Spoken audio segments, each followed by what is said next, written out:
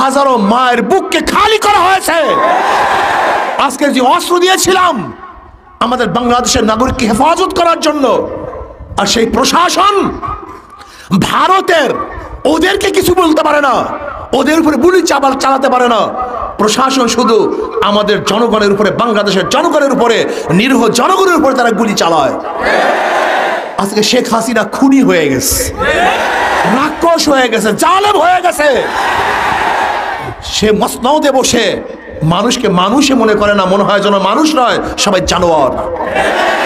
এবার প্রমাণ করতে হবে আমরা মানুষ কি মানুষ নয়, বাংলাদেশের জনগণ কি জনগণ কি জনগণ নয়। শেখ হাসিনার চেয়ারে বসে যা বলবে তাই আমাদেরকে শুনতে হবে না, আমরা শুনবো না। আমরা ব্রিটিশের বিরুদ্ধে আন্দোলন করেছিলাম, আমরা ভাষার পক্ষে আন্দোলন করেছিলাম, ব্রিটিশদেরকে দেশ থেকে তাড়াতে বাধ্য করেছিলাম, আমরা পাকিস্তানি খুনিদেরকে দেশ থেকে বাধ্য করেছিলাম ভারতে। আমরা খুনি শেখ হাসিনাকেও ওই মাসনদ থেকে নামাতে বাধ্য করবে ইনশাআল্লাহ।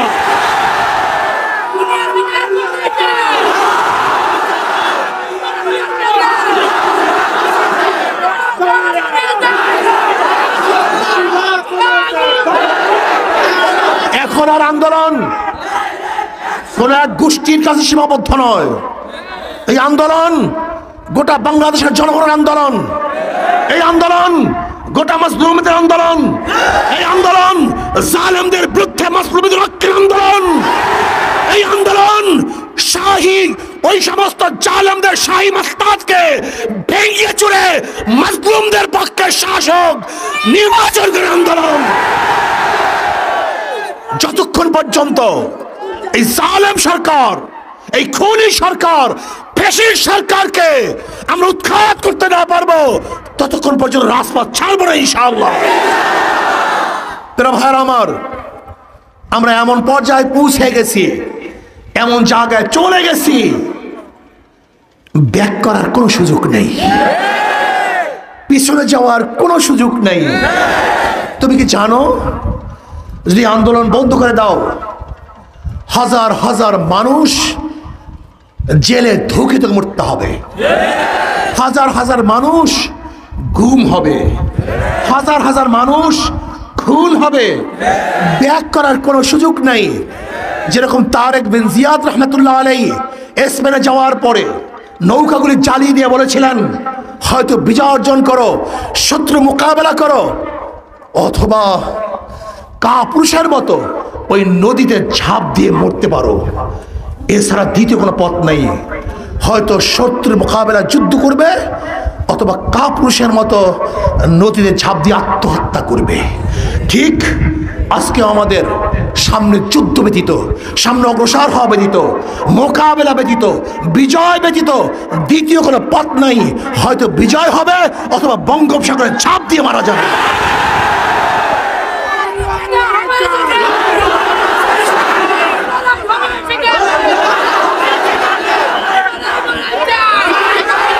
তুমি ভেবেছো কি এই আন্দোলন এখানেই শেষ?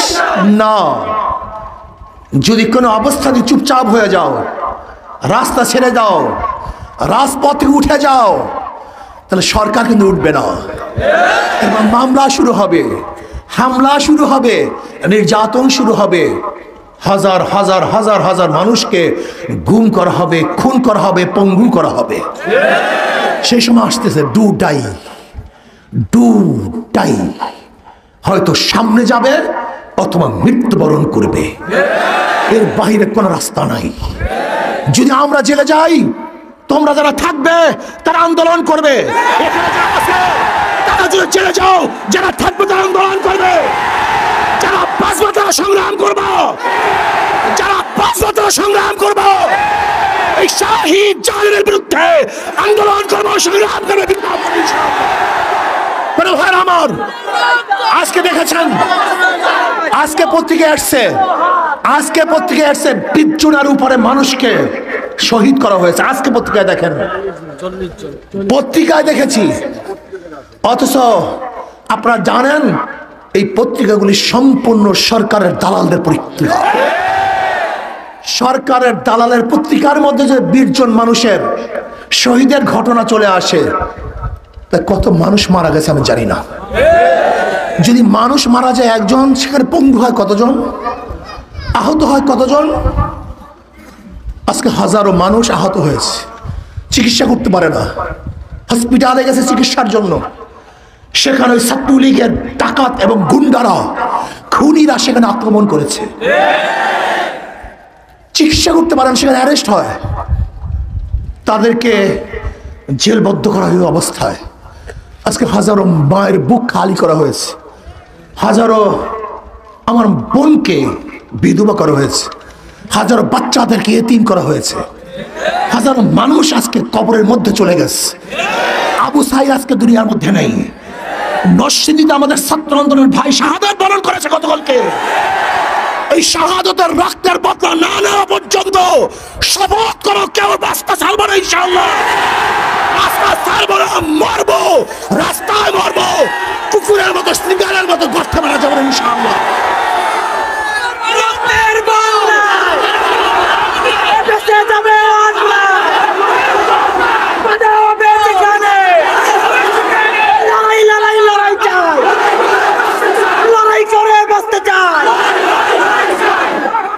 ভাইরা আমার, গতকালকে নরসিংদীতে আমার ভাই শাহাদাত বরণ করেছে। নারায়ণগঞ্জে হাজার আমার ভাই আহত হয়েছে, হাজারো ভাই আহত হয়েছে, শহীদ হয়েছে হাজার মানুষ। না, এই জালেম শাহির মাসনাদকে তসনাস করার আগ পর্যন্ত, এই ভারতের দালাল সরকারকে গদি থেকে নামানোর আগ পর্যন্ত, এই মুদির দালালকে, মুদির গোলামকে মাসনাদ থেকে নামানোর আগ পর্যন্ত রাস্তা ছাড়বো না, রাস্তা ছাড়বো না, রাস্তায় থাকবো ইনশাআল্লাহ। আমি আবারও বলছি, যদি মরার জন্য ঐক্য হও, কেউ মরবে না। আর বাঁচার জন্য যদি বিচ্ছিন্ন থাকো, একজন বাঁচতে পারবে না। খুঁজে খুঁজে বের করবে, খুঁজে খুঁজে বের করবে। দুটাই, দ্বিতীয় কোনো পথ আমাদের নাই, দ্বিতীয় কোনো পথ আমাদের নাই। হয়তো আমরা বিজয় অর্জন করব, অথবা শাহাদাত বরণ করব। যারা আজকে মারা গেছে, আমরা তাদের জন্য দোয়া করব। আল্লাহ পাক তাদের জিন্দেগির সমস্ত গুনাহ খাতা মাফ করে দেন। আল্লাহুম্মা আমিন। রব্বানা যালামনা আনফুসানা ওয়া ইন লাম তাগফির লানা ওয়া তারহামনা লানাকুনান্না মিনাল খাসিরিন। রব্বানা আতিনা ফিদ দুনিয়া হাসানাতাও ওয়া ফিল আখিরাতি হাসানাতাও ওয়া কিনা আযাবান নার। আল্লাহ আমাদের গুনাহ খাতা মাফ করে দেন, গুনাহ থেকে বাঁচিয়ে থাকার তৌফিক দিয়ে দেন। আল্লাহ আপনার জমিন, আপনার হুকুমত, ইসলাম হুকুমত কায়েম করে দেন। ইসলাম হুকুমতের জন্য সাহাবায়ে কেরামদের নমুনায় সহিহ জাদ্দোজাহাদ করার তৌফিক দিয়ে দেন। মাওলানা এই আন্দোলনকে আপনি কবুল করে নেন। আল্লাহ যারা শহীদ হয়েছে তাদের জিন্দেগির সমস্ত গুনাহ খাতা মাফ করে দেন। আল্লাহ যারা শহীদ হয়েছে আপনার জিন্দেগির সমস্ত গুনাহ খাতা মাফ করে দেন। তাদের কবরকে জান্নাতের বাগিচা বানায় দেন। আল্লাহ যারা আহত হয়েছে জলদি জলদি সুস্থ করে দেন। আল্লাহ যে যে অবস্থায় আছে সবাইকে আপনি শান্তিতে রাখেন, হেফাজতে রাখেন। আল্লাহ জালেমের বিরুদ্ধে আন্দোলন করার তৌফিক দিয়ে দেন। আল্লাহ জালেমকে আপনি হেদায়েত দিয়ে দেন। যদি ওদের কপালে হেদায়েত না থাকলে নমরুদ, ফেরাউন, সাদ্দাত আমাদের ধ্বংস করে দেন। ইসলাম মুসলমানদের হেফাজত করেন।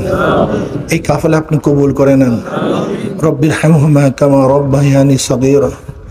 وصلى الله تعالى على خير خلق محمد وآله وأصحابه وأزواجه وأتباعه أجمعين وارحمنا معهم برحمتك يا أرحم الراحمين.